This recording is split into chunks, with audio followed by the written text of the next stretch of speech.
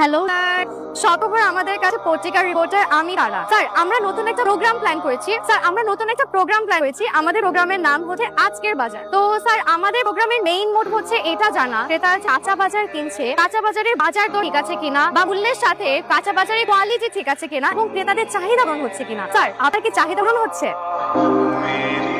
Sir এই যে আপনি সকাল সকাল এখানে বাজার করে আসেন, আপনি কি ফ্যামিলির জন্য বাজার করতে এসেছেন? ও আচ্ছা, আপনার মনে হয় কাঁচা মালের ব্যাপার আছে, হয়তো আপনি এখান থেকে পাইকারি মূল্যে কিনে বাইরে খুচরা মূল্যে বিক্রি করবেন, নাকি স্যার আপনার অন্য কোনো ব্যাপার?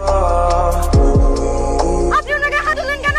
আপনি এটা বড় জার্নালিস্টের গায়ে কিভাবে হাত তুললেন? How dare you! আপনি জানেন আমরা আপনার যেমন অধিকার আছে এখানে এসে বাজার করার, তেমনি আমরাও জার্নালিস্ট, আমাদেরও অধিকার আছে আমাদেরকে প্রশ্ন করার। আপনি বলেন ওর গায়ে কেন হাত তুললেন?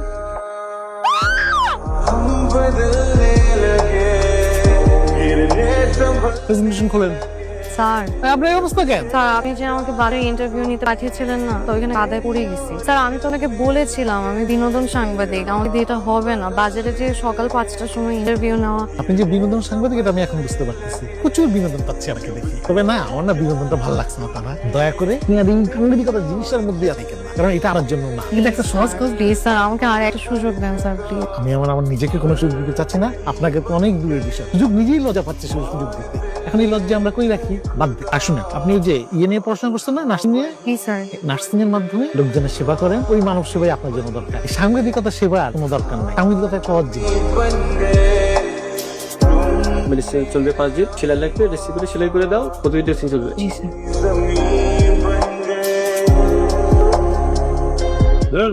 ড্রেসিং করতে এতক্ষণ টাইম লাগে? রক্ত বের করে তো মরে যেমন, তাড়াতাড়ি কর। মারামারি করার সময় মনে ছিল না যে রক্ত বের হবে? আমার কাজ কিভাবে করতে হবে সেটা আমি খুব ভালো করে জানি। চুপচাপ শুয়ে থাকেন। কি হইছে? কি হয়েছে বুঝেন না? শুয়ে থাকবো। দে দে, আমি করে দিই। সুতা দে, সুতা দে।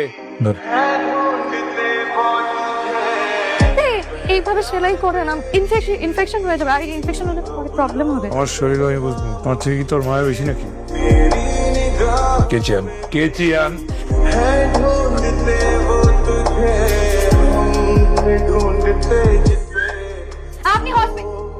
আপনি হসপিটালে বসে সিগারেট খাচ্ছেন? হসপিটালে বসে সিগারেট খাওয়া ঠিক আপনি জানেন না। এমনিতেও তো আপনি অসুস্থ, সিগারেট খেলে আপনার শরীরে মেডিসিন তো কাজ করবে না। আরে আপনি কোথায় যাচ্ছেন? আরে ডক্টর তো আপনাকে 3 দিন থাকতে বলে, আরে ড্রেসিং করতে হবে তো।